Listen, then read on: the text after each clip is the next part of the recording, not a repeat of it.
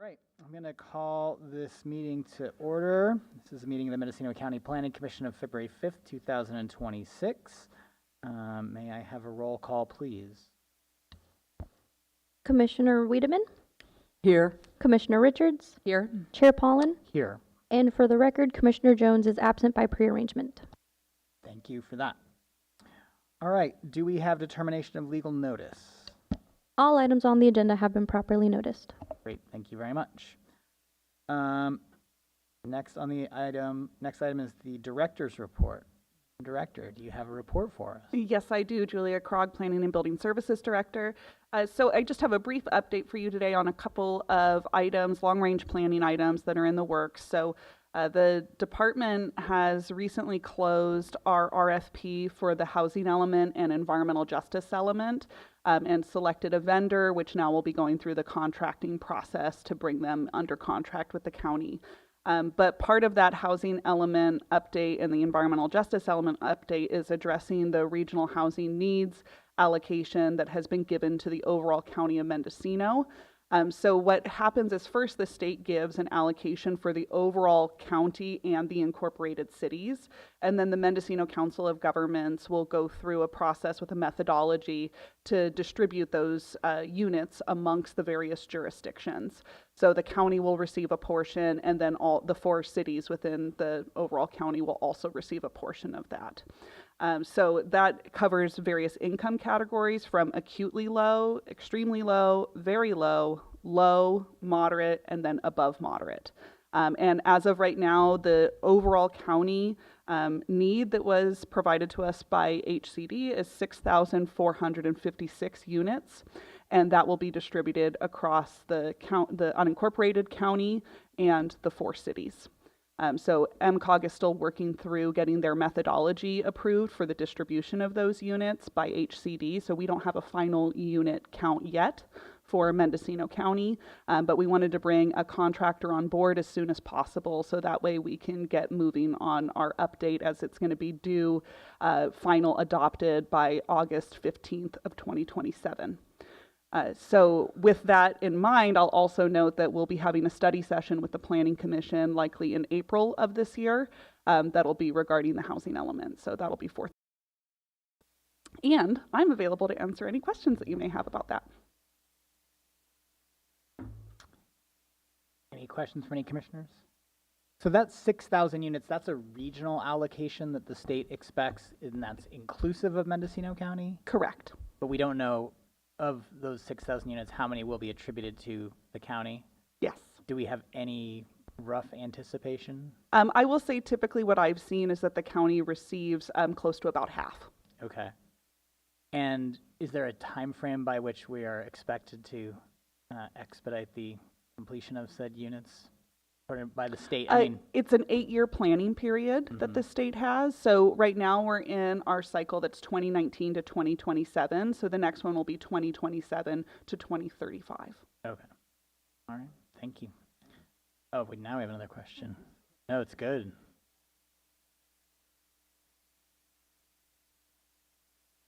Housing development that's going down at the end of, on the south end of State Street. Is that for, what allocation will that meet? Will that meet which 2022, 26 allocation? I don't know. So how you count the units that are constructed is when they actually receive their building permits for the construction. Okay. So the approval of the Bella Vista subdivision, which I think is what you're referring to, the approval of it does not immediately make it count towards our RENA numbers. It's when they obtain subsequent building permits for the construction of the units that those will count. The majority of the units in that subdivision, though, are going to be senior or market rate units, with 13 that are going to hit that moderate income category. Okay.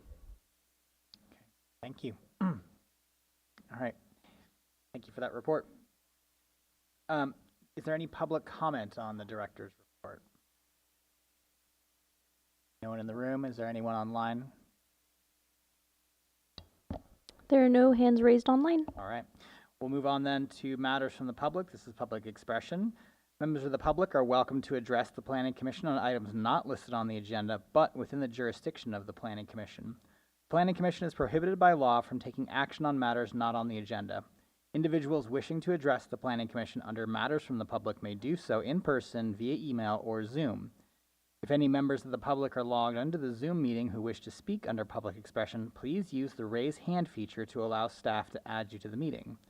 Do we have any requests for telecomment under public expression? We have a hand raised online now. Okay. Let's take that person and then we'll come to the room.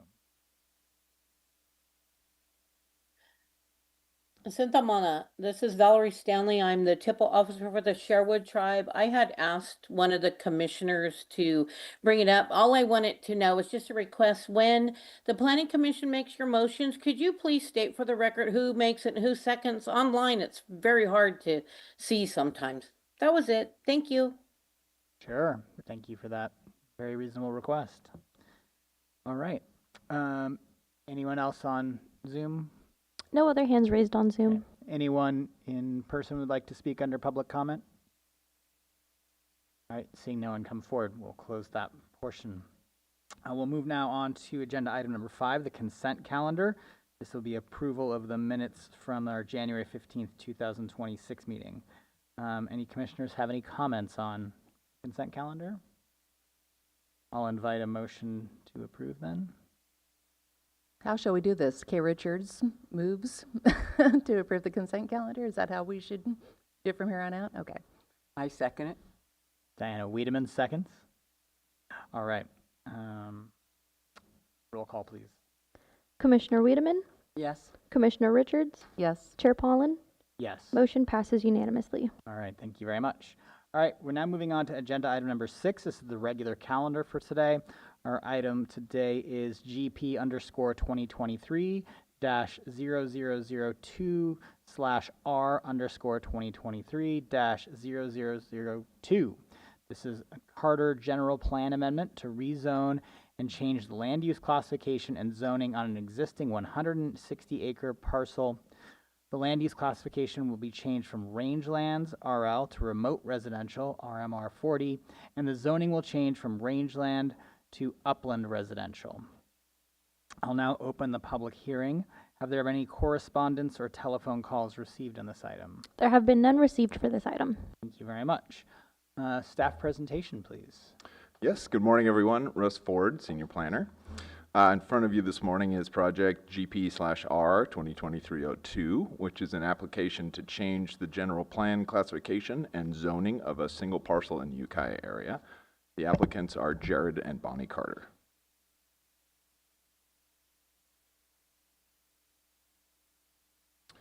Having a little issue with the slideshow here. Okay, the project site is located at 1961 Vichy Springs Road, just east of the city of Ukiah. It consists of a 160-acre legal parcel with 2 APNs that is currently developed with 1 single-family residence and a barn. The property is comprised of a small valley running east to west, bracketed by ridges to the north and south. The southern ridge and the north slope of the northern ridge are heavily covered with oak woodlands. The parcel consists of moderate to steep slopes and rough grazing land, but is situated adjacent to 2 high-density residential developments, the Regina Heights subdivision along its west and southwest border, and the Vichy Springs Community Homes development at its northeastern corner. Parcels to the north and east consist of similar rangeland and terrain, and a working vineyard is located near the southeast corner. The parcel was previously enrolled in a Williamson Act contract for grazing, but was non-renewed more than 10 years ago and is now unrestricted. General plan and zoning changes are ultimately a policy decision, but there are some factors that can be considered at staff level. For this project, there are 3 primary considerations: the possible increase in development density, general plan and UVAP policies regarding ag conversion, and the change in allowed uses. Regarding the first point, the UR40 zone would reduce the minimum lot size from 160 acres to 40 acres, which would allow a possible future subdivision to divide the property into as many as 4 separate parcels. This would require a separate discretionary review and approval and a separate environmental review. Regarding relevant policies in the general plan and the UVAP, staff identified several that we'll touch on here, but are discussed in more detail in the staff report. The first policy is DE17 in the general plan, which states the intent to protect rangelands from the pressure of development and preserve them for future use. As noted, this parcel was previously enrolled in a Williamson Act contract, but is no longer, and there are currently no ag uses occurring on the parcel. That doesn't mean ag uses could never occur, but the EIR prepared for the neighboring Vichy Springs development, analyzed the soils in the area, and determined that they were unsuitable for large-scale grazing operations due to the lack of forage produced. Policy DE37 states the county's intent to work with agencies like LAFCO in order to reduce the impacts of urban sprawl and prevent unintended conversion to urban uses. Policy DE1 also states the desire to see future development in areas with suitable infrastructure and service capacity and adjacent to existing development. As noted, the project site is adjacent to both the Regina Heights and Vichy Springs subdivisions and is within the Regina Water Company service area. It is not within the Ukiah Valley Sanitation District, although the Vichy Springs subdivision is. At this stage, whether or not development is considered unintended would likely be a matter of policy. UVAP policy OC 3.1b provides a list of criteria that must be evaluated when considering converting ag lands to non-ag classifications. Although I will note here that the intent of the Upland Residential District is to create and enhance farming and low-density agricultural and residential uses. So whether a change from rangeland to upland residential actually constitutes a conversion of ag lands or not is a bit of an open question. Regardless, the criteria in this policy include premature expansion of infrastructure, adverse effects on local ag uses, evaluation of the site for current ag operations, and consistency with general plan and UVAP goals. As discussed, the project is already within or adjacent to water and sewer infrastructure. Existing ag uses in the area are minimal or non-existent with the exception of the vineyard. Previous soil studies indicated the carrying capacity of the site is too low to serve as a viable commercial ag operation, and the project is consistent with several general plan and UVAP goals, including DE1, cited here, and LU4, which strives to ensure that essential support infrastructure is in place prior to development. Consequently, staff believes that the project is consistent with applicable general plan and UVAP policies. The last major consideration is the change to allowed uses that would occur when switching from rangeland to upland residential. The general intent of the districts is very similar, with the most significant difference being that the UR40 district allows development at 4 times the density of rangeland. This table summarizes the changes to individual use types that would occur as a result of project approval. As you can see, only 2 uses would be gained after the conversion. Both of them would be discretionary. 4 uses that are currently ministerial and rangeland would also become conditional, and 7 uses gained that must be accounted for at this time, and other potential projects such as a subdivision would require a separate environmental review. Approval of this project would not result in physical impacts to the environment. Therefore, staff recommends, the Planning Commission recommend, that the Board of Supervisors adopt the negative declaration and approve the project. This concludes the staff presentation, and we're available for questions. Thank you. Thank you. Questions for the staff? Do you want to go first, Diana? Okay. Can you put the photograph back up of the 2 lots with the boundary lines? I'd never seen that before. It's This one? there. It is. Okay. Great, thank you. Can you tell me the history of the Williamson Act contracts on these 2 parcels? Like when it first went in, how long, what the uses were, and when it came out? I don't have that information at my fingertips. The applicant and the owner is here. They may Okay. have some additional information, but I know that it was non-renewed more than 10 years ago, so it's been quite some time that there was any ag use. Okay, do you, and obviously you just told me to ask them, but do you have any idea what year they first went into contract? Okay. I don't. I'm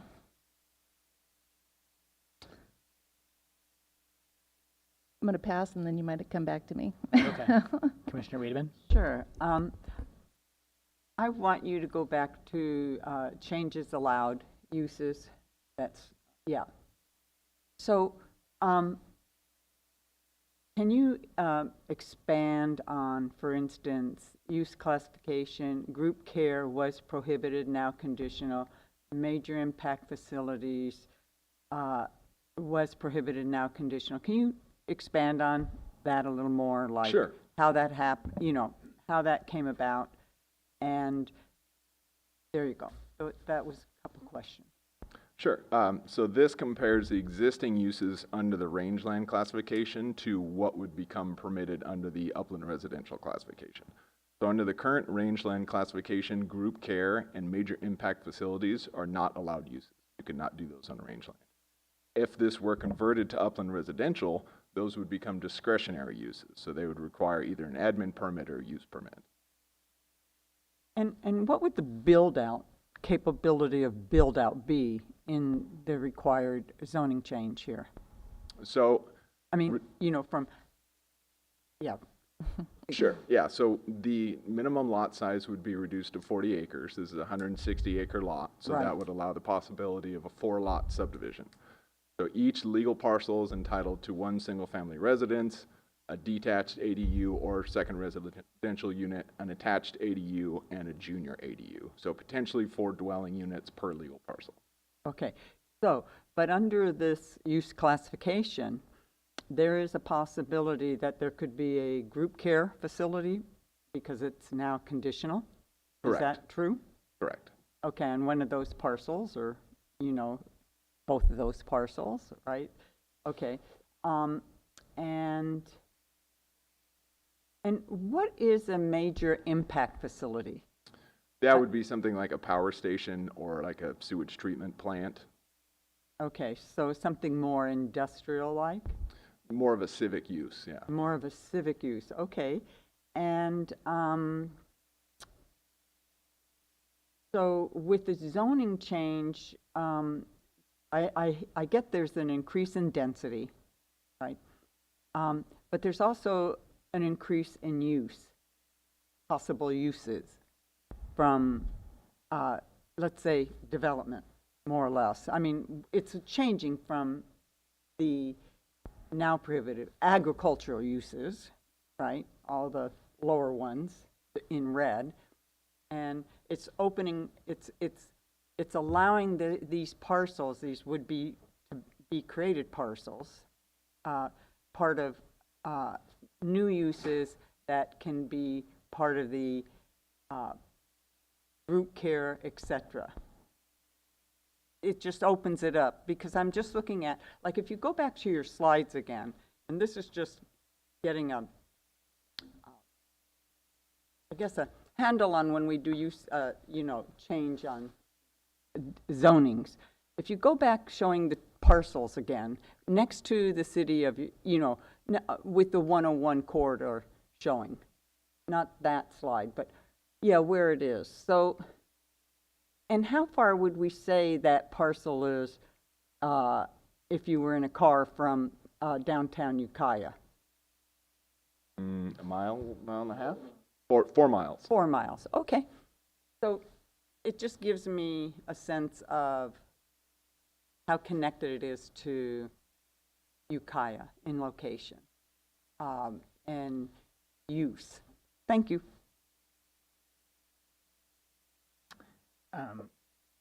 I've got a couple questions, but if you, okay. I'm just looking at your staff report. I had a couple quick questions. One is, so there was an initial project application that went in that was proposing to rezone this to rural residential 10-acre minimums, correct? What was and the city of Ukiah had some concerns about that in terms of impact on the UVAP. What was the timeline on that, and then the timeline on when it got modified? Do you know roughly? So the original application came in was to change the zoning district to rural residential 10, which would be obviously a much higher density. The project was referred out with that, so there was roughly 30 to 60 days, I think, where comments came back. As you noted, there was that significant concern from the city of Ukiah. It is within their sphere of influence. They were recommending an EIR be done on something that would potentially allow that level of density. So communicated with the applicant. They agreed to reduce the application to just the UR 40, which basically ameliorated the city's concern. Okay. And so the city was informed of that change, and they made no comment in response to that. The project was re-referred when the application changed. Yeah. Do you have something, Director Krog, you want to say that? I was just going to agree with staff that the city hasn't expressed any additional concerns with the revised project. Okay, great. And then the other question was LAFCO's responses, and they voiced some concern about conversion of ag land, but also impacts to existing services. I'm guessing they're about water and traffic and whatnot. But there was a recommendation that they said that they included for coordination with the Ukiah Valley Sanitation District for possible annexation, but that's not a condition or anything that's on this. No, especially with regard to that table of proposed use changes. When staff was working through the initial study, the approval of this project in particular, there would be no impacts. You know, any potential uses, including things like group care, would be discretionary uses. They would have their own separate environmental review. They would have own separate conditions of approval, and those things could be addressed at that time. So if the owner did want to pursue a subdivision or did want to pursue some of those uses, it would be more appropriate to address it when those applications came in. Okay. And if I may just add, with the Ukiah Valley Sanitation District, annexation would typically be initiated by that district upon them knowing that they had adequate capacity and desire to extend services. Okay, great. And then again, just trying to get a little bit more context, there's also some concern raised by some local tribal groups about this. But then there was a request for review that was submitted to Robinson Rancheria and no follow-up from that. And was the concern just basically that there could be historical legacy sites that would be disturbed for future development? Typically, it's the general arc and cultural review that's required. Yeah. Okay. But would there be analysis done on the site if and when future development was happening to ensure that that wasn't happening, or that any found materials would be properly dealt with? Yeah, so again, with a discretionary permit like a group care or a subdivision, that would be referred to first Northwest Information Center in Sonoma State for overall review, and then potentially the County Art Commission for. Okay, thank you. All right, that's all I have. If I may just add Please. to, also Assembly Bill 52 also requires local notification to tribes that have requested that level of engagement. So that referral would still happen as well at a time of a discretionary permit. And for this particular project, it was handled through the SB 18 requires consultation and receiving a list from the Native American Heritage Commission. And so staff performed that. That's how Robinson Rancheria first requested engagement on the project. So we've completed those procedural steps. Great, thank you. Commissioner Richardson, do you have more questions? I think so. Please. I'm the new one here still. I haven't quite met my year mark, so I can still kind of be new. So at this stage of the game, the fact that there's no indication that Regina Water will serve, for example, and there's septic issues aren't going to be a problem if you now have 4 houses as opposed to 1 on the 2 parcels. That's nothing that we need to consider right now, because at some point when building starts, that's when they should be considered, or? That's something that would be considered as part of a subdivision, the discretionary process for a subdivision, because right now it's a single legal parcel. They're entitled to the single family residence they have, or also the attached and detached ADUs, and those would all be ministerially approved. The addition of the other houses would only be allowed after the subdivision approved, and so that would be referred out to the water company for approval, and then unless they wanted to be annexed into the sanitation district, that was something the sanitation district could support. It would just be on-site septic. So I mean, it's possible that you could break up or split it into 4 parcels and take it out of ag, and there's no possibility to develop because of septic and water issues. It's just might be a slim possibility, Sure, but it's still there. I suppose it's technically possible. It does seem unlikely with 40-acre lots. And if I may just add, as part of the subdivision review process, there is a requirement to demonstrate to the standards of environmental health, adequate water being available to the site, whether it's through a district service or by performing a water analysis for the site, and then also looking at leach field locations as well. So the point of those policies and requirements of environmental health is so you don't end up with a scenario where you create a parcel that cannot be future developed. So that analysis happens prior to approval for additional lots to be created. So there's this weird area between taking it out of ag and putting it into development that there's some. Well, and I think Gray a area. key piece is that this has been out of Williamson Act contract. It's met that rollout period. So it's not currently under Williamson Act contract. I understand it's still under rangeland zoning. But yeah, there would be that discretionary review process before that parcel would be split into smaller 40-acre lots if you were to approve this today. And the other question I had was the soil report, if I can say that. That was from Vichy Springs, and you're basically extrapolating it to these two parcels. So there's been no other look-see at the current parcels as far as soil. I wasn't able to find any updated soils information. That was prepared as part of the EIR that was required for the Vichy Springs. So it was fairly comprehensive, although it's many years ago. So we're just assuming it's the same because of the close proximity then? Okay. Correct. Okay, and the parcel to the north, I think, is still Williamson Act? I believe it is, yeah. Okay, and that's 160 acres? I'm not sure if it's the full that big. 160, but it's a good size. Yeah. Okay, thank you. Please. Yeah, I had a few other questions. So it's Rustic Retirement is the applicant, right? And that kind of leads me back to the group care. Now, it may not be related by any means, but so if one of the parcels want to get developed into a group care facility, is there sewer hookups nearby, or would they? Is there a sewer system in that neck of the woods that they could tie into? The Vichy Springs Community Homes, just to the northeast, is within Ukiah Valley Sanitation District. So in theory, there is some laterals that would go between there and the treatment plant, but all that would be evaluated as part of the use permit that would be Right. required for And care. was it, on bringing the soils, was any of these soils prime ag? No, So It no was- prime ag soils? it's all classified as grazing land. Okay. All right. Those are my questions at this point. Okay. Any other questions bubble up down that end? Okay, great. There'll be more opportunities to ask questions, so don't worry. All right. I will then invite the applicant to please speak. They so choose. If you'd like to, please come up and speak your name for the record and share your thoughts. Thank you. My name is Jared Carter. I'm one of the applicants. Bonnie, my wife, is over here. I don't hear worth a darn, so if let's be mindful of that if we want to engage in any conversation. I'm here to answer questions. Russ has done a good job for the staff, so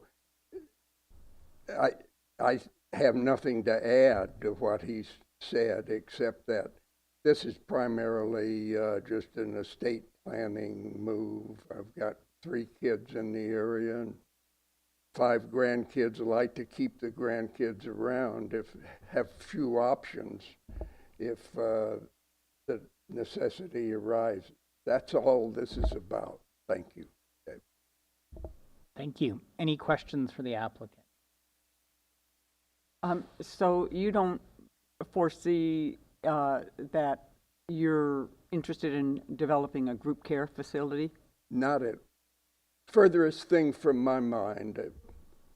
It wouldn't go there. We've got neighboring lands that are zoned for more intensive development. I'm sure that any intensive development out there is going there, not on my place. Okay. So can I ask you about the Williamson Act history? Or should I have Mr. Carter talk about When that? we bought that place 25 years ago, it was still in the Williamson Act. It had been put in when the Williamson Act was adopted, and it was part of a much larger piece of ground. That much larger piece of ground was broken up to create Wojina Heights, and I forget the name of the other development out there, but we're bounded by much more intensive development. My piece was left by the owners with the piece to its immediate north. There was 320 acres left. Kind of as a hunting place for a bunch of old guys. I have their hunting camp out on a part of my property. And so when I bought it, Jack Shaw owned the property to the north of 160 acres. We went through the subdivision process, if you recall, when the county was outlawed no development for anywhere because we had an invalid general plan, and we went through a rezoning of the whole county. A contiguous piece of property was zoned for intensive development. My neighbor has 1 acre minimum, prepared to be a new intensive subdivision. The owner doesn't want to subdivide it, staying exactly the way it was. The first thing I did when I bought the property was to take it out of the Williamson Act. I think that the Williamson Act encumbers a person to where they can't make any use without a 10-year delay. And so 12 years ago, it came out of the Williamson Act, and it's just set there. So the history was that it was put into the Williamson Act by somebody at some time for tax. You save a few bucks on your tax bill if you're in the Williamson. And I decided that saving a few bucks on the tax bill was a stupid move because it gave you a 10-year delay before you could do anything. And we didn't know whether our neighboring property was going to develop or whether it was going to sit vacant the way it has. So that's the history of the Williamson Act. Now, my immediate neighbor, there's 160 acres out there still in the Williamson. They struggle to run a few goats to keep from being thrown out, but they're not farming. They're not land. It's as the staff report says, the land doesn't lend itself to any kind of modern agriculture. So I guess you've never run cattle. Okay. No, I grew up growing cows, and I don't want to run cows on that. We run deer and fox and coyote. And your neighbor to the north, he's similarly not actively engaged in any ag use, and he hasn't been for quite a long period of time, or? Nobody out there is engaged in agriculture. You run a few goats and keep them on your lawn or out in your front yard to avoid inspection, and that's the extent of the agricultural life. Wow. I try harder to comply with my contract. Okay, well, thank you. Thanks. Any more questions? Thank you very much. Thank you very much. All right, I'll now open this up for public comment. Oh, well, are there any other people who wish to speak on behalf of the applicant? Okay, thank you. I'll now open this up for public comment.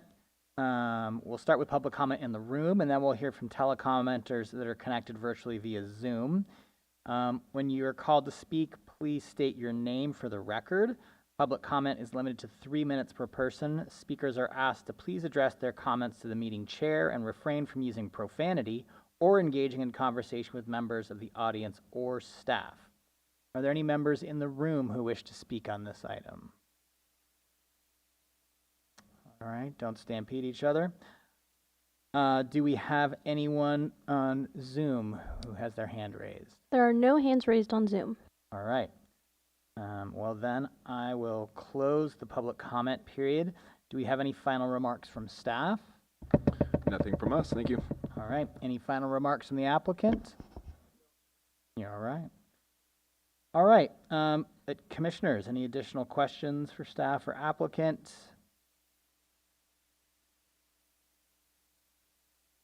All right. Well, then I will invite a motion.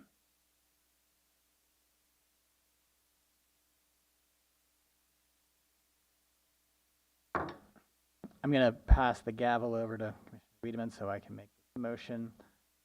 I move that we approve the consent calendar item, or not the consent, sorry, the regular calendar item today, GP_2023-002/R_2023-0002, and approve the conditions that are applicable to that in the staff report. It's been a long time since I made a motion, so did I do that right? What else do I got to say, Matt? Deputy County Counsel Matthew Kudrowski, on page 1 of the staff report, I believe is a recommended motion. Bottom of the page. Bottom. I'm sorry, it's on page 3 of the PDF. Okay, but, good. page 1 of the staff report.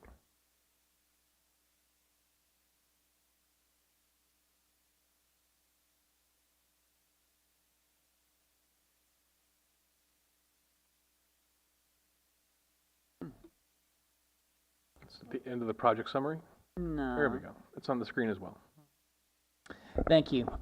By resolution of the Planning Commission, we recommend that the Board of Supervisors adopt a negative declaration and approve the project as proposed by the applicant based upon the facts and findings. Thank you. Is there a second?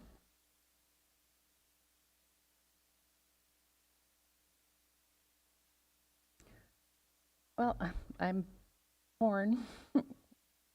I mean, I live in Round Valley. I have Williamson Act contracts. I've had my grandparents' farm. I would like to see ag maintained in Mendocino County, but I also see issues with land use, property rights, property owner rights.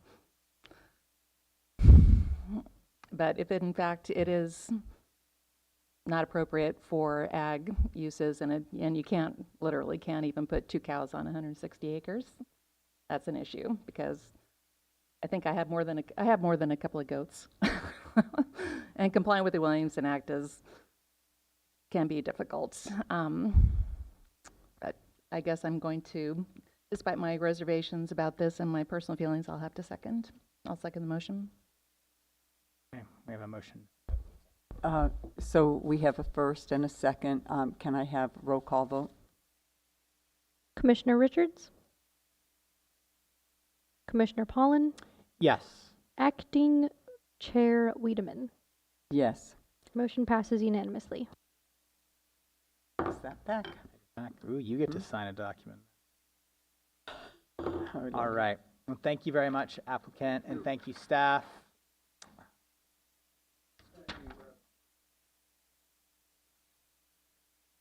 All right, agenda item number 7, matters from staff. Do We have any? none today, thank you. Okay, matters from the commission.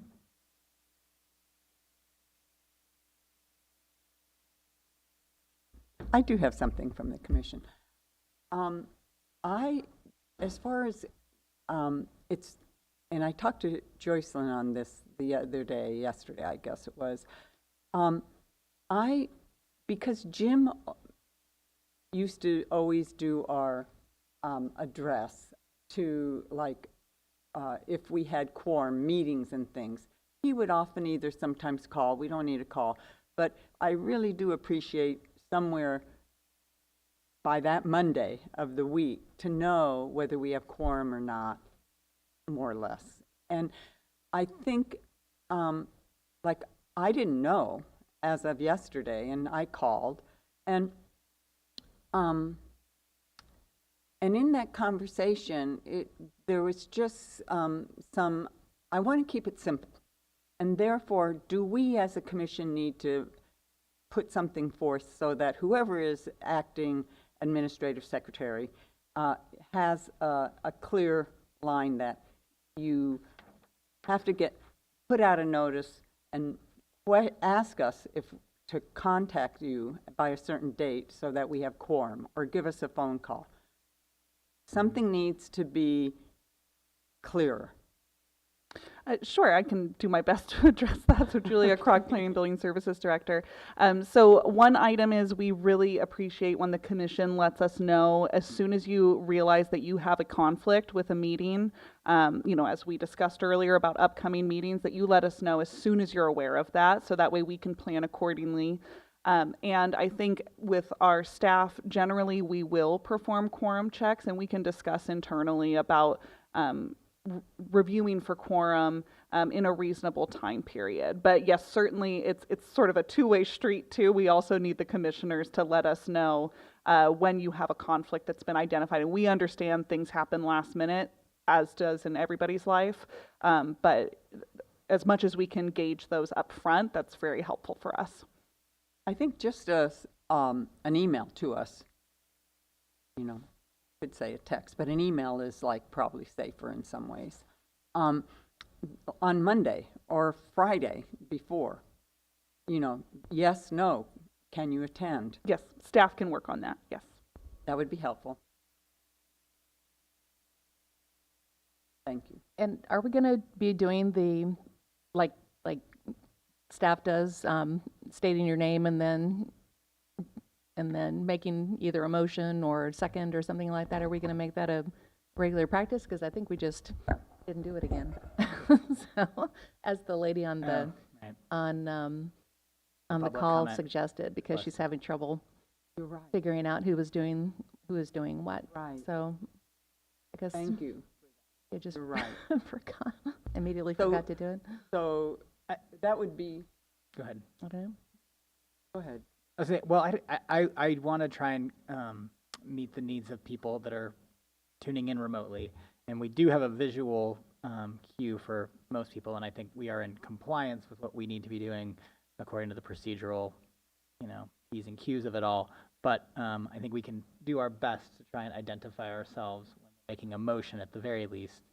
And I appreciate that staff does such a great job of always introducing themselves in the way that they do. They're very well trained. So we can try to do more of that. This is Commissioner Holland stating these statements. But I don't think we're out of compliance by any means if we forget to do so. Deputy County Counsel Matthew Kudrowski, I don't know if there's any obligation to specifically state any board or commissioner's name while speaking. I think if there's a desire to try and make it more clear, we could have the chair or whoever's holding the gavel confirm the makers of the motion in the second. We could see if we could have the commission staff do that. But yes, you are correct. It's a known, we are speaking, people can follow. Sometimes it's hard to hear. Is there an obligation to do that? I'm not aware of one, and I believe in the minutes it's reflected who makes the motion and who seconds it. But so there's ways to do that for additional clarity. You wouldn't have to specifically state your names. Great. Thank you, Deputy County Counsel Matthew Kudrowski, for stating that. All right. Well, if there's any further questions or comments from commissioners? If I just may, and I apologize for speaking out of turn, if I may, with the permission of the chair. We have no items forecasted for the next 2 Planning Commission meetings. So we expect our next meeting will be March 19th. Are we back to the 9:30 meeting by that time? No, that will begin in April. Okay. All right. I just post up and work in here until the meeting. So, okay, great. Well, thank you very much. And if that changes, you'd obviously let us know well in advance. Yes, I think what we would do if we determine that there's any item that needs to come forward on a more urgent basis during that time period, we'll reach out to do a quorum check before we publicly notice that, especially since we know there will be some absences during that time period from the commission. Great, thank you very much. All right, well, unless there's anything further from staff or from the commissioners, I will invite a motion. Just to be irritating, one more thing. Oh, please. So, in situations like this, when we have, I have a question about something that's not, staff would necessarily know, like Williamson Act history, because for me, it was pertinent to see if they were actually using it for ag purposes, and when it was removed and why it was removed from contract status. Is it probably asking for that in the middle of a meeting? It's not a good idea. I should email you beforehand about things like that. I just assumed that you guys know everything. Well, so. Thank you, Julia Krog, Planning and Building Services Director. You may always ask questions during the meeting, and I understand things come up based upon discussion. But if there's a particular item that when you review the packet that you know you want information on, staff always appreciates a heads up, and we'll conduct that review and then provide that information to you during the meeting, so that way it's all open and public. I will try to do better. Thanks. We're all doing our best here. All right. Well, unless there's anything else, I will invite a motion to adjourn. Commissioner Richards, I'll move to adjourn. Commissioner Wiedemann seconds it. All right. All those in favor? Aye. All right. Thank you, everybody. We'll see you in 6 weeks.